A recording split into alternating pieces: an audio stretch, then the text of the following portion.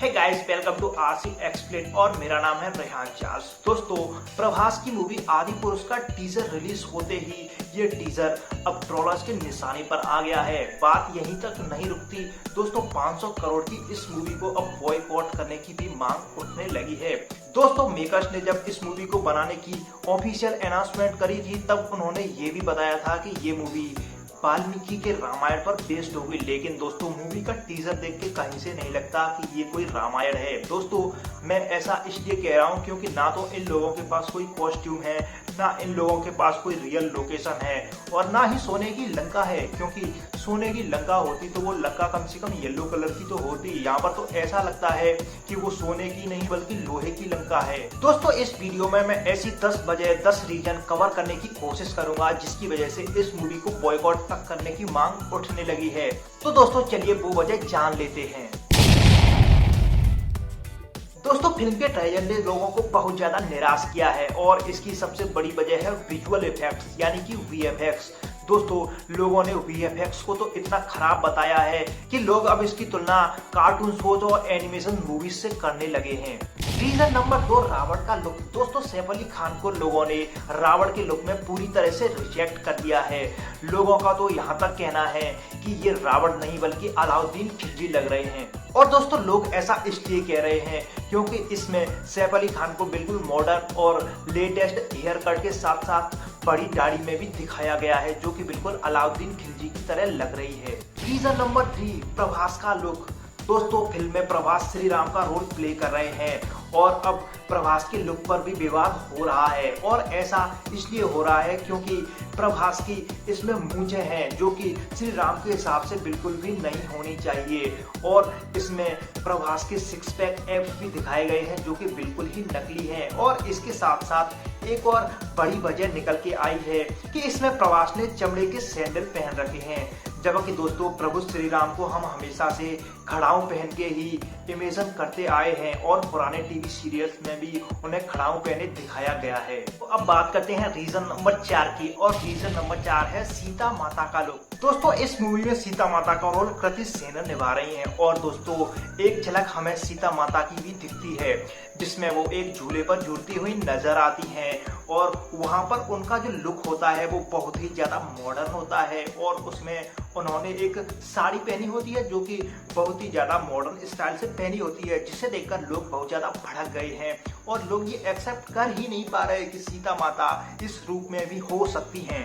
Reason number 5, Ravan का वाहन। दोस्तों, टीजर में रावण का वाहन जो दिखाया गया है वो यही नहीं पता चलता कि वो कौन सा जानवर पक्षी क्या है आखिर वो चीज, क्योंकि दोस्तों एक तरह से पहले तो वो कार्टून ही है और दूसरी बात दोस्तों जो भी हमें लग रही है कि वो बैट है या फिर एक ड्रैगन है, ऐसा लगता है कि उन लोगों ने ड्रैगन और बैट दोनों को ही मिलाकर एक नई प्रजाति तैयार कर दी है और उसे रावण का वाहन बना दिया है।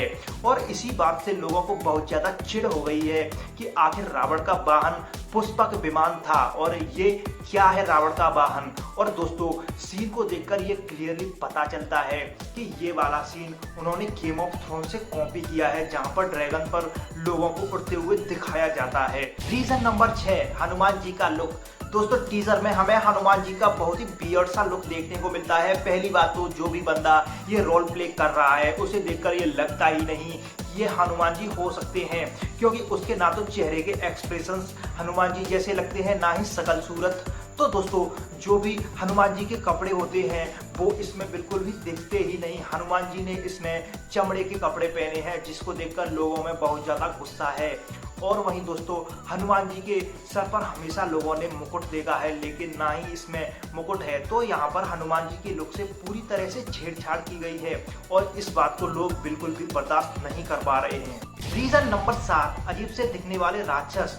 दोस्तों, टीजर की शुरुआत में मेडिटेशन करने के बाद जब भगवान श्री राम बाहर आते हैं तो वो बहुत सारे राक्षसों की फौज को देखते हैं जो कि हवा में उड़ रही होती है और दोस्तों उनको देखने के बाद ऐसा लगता ही नहीं कि वो राक्षस हैं। दोस्तों, उनको देख के लगता है कि ये हॉलीवुड फिल्मों के भूत हैं और दोस्तों वे बहुत ही वियर्ड से लगते हैं और ऐसा हमने अपने रामायण या महाभारत किसी भी एपिक में कभी भी नहीं देखा है और इसको देखकर लोग भड़क गए हैं। रीजन नंबर 8, बानर सेना। दोस्तों, टीजर में जो बानर सेना दिखाई गई है वो एकदम कार्टून लग रही है।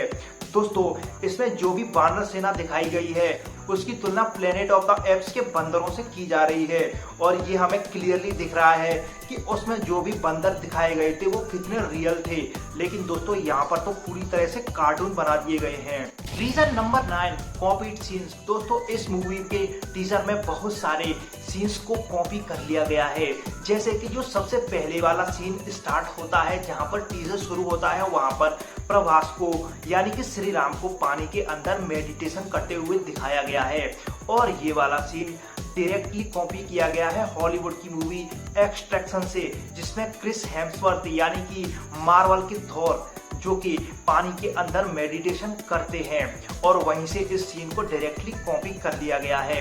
और वहीं एक और सीन कॉपी किया है जो कि सैफ अली खान जब उस ड्रैगन नुमा बेड पर उड़कर आते हैं तो वो सीधा का सीधा गेम ऑफ थ्रोन्स से कॉपी कर लिया गया है। और दोस्तों इसमें एक और सीन कॉपी है जो कि शुरू में जब राक्षसों की सेना हवा में उड़ती हुई, जो कि भूत होते हैं, भूत ही लग रहे हैं और तो कुछ लग ही नहीं रहा था क्योंकि वो राक्षस तो थे ही नहीं, और उन भूतों से लड़ने के लिए प्रभास यानी कि श्री राम, वैसे हम प्रभास ही कहेंगे तो ही ठीक है क्योंकि बाहुबली में जो प्रभास थे वही वाला यहाँ पर लुक उन्होंने पूरी तरह से दिखाया है और जो बाहुबली में तीर चलाए थे उसी तरह से भी राक्षसों को मारने के लिए भी अपना वही स्टाइल दिखाते हुए नजर आ रहे हैं। तो कहना होगा ये डायरेक्टली सीन बाहुबली से कॉपी कर लिया गया है। रीजन नंबर 10, खराब कास्टिंग।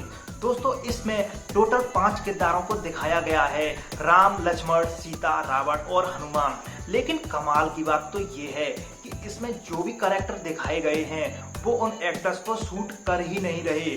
प्रभास राम के रोल में बिल्कुल ही खराब लगे हैं क्योंकि उनकी मूंछें कर दी गई हैं, यहाँ से वो राम लगते ही नहीं है। सैफ अली खान को खिलजी का लुक दे दिया है जहाँ से वो रावण ही नहीं लगते। हनुमान जी का तो पता ही नहीं वो किस फॉर्म में दिख रहे हैं और वहीं लक्ष्मण को तो दिखाया ही नहीं गया। और वहीं सीता जी की लुक की बात करें तो उन्हें तो बिल्कुल मॉडर्न मॉडल की तरह पेश किया गया है। तो दोस्तों ये थे वो टॉप 10 रीजंस जिनकी वजह से ये मूवी बहुत बुरी तरह से विवादों में घिर चुकी है और अब लोग इसे बॉयकॉट करने की तैयारी में लगे हुए हैं।